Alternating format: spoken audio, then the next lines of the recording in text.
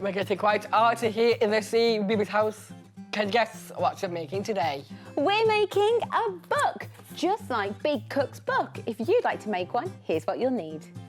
You will need cardboard, scissors, paint, a paper plate, a paintbrush, glue, paper, ribbon, a pencil, a ruler, and maybe a book like this one.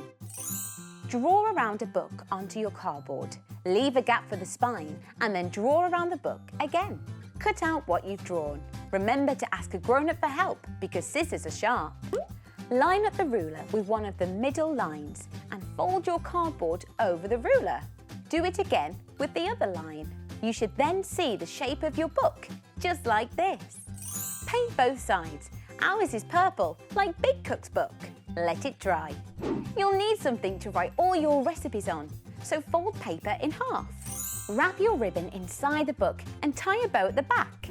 Then feed your paper underneath the ribbon to keep it in place.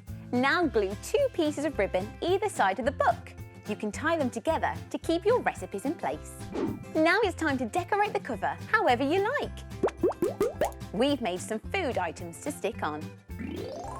What do you think, George? It's fantabulous, Evie. It's awesome. Oh, thank you. And if you'd like to see more of our Big Cook, Little Cook makes or any more makes, then tap the Make and Colour book. I can't wait to fill it in with some delicious recipes.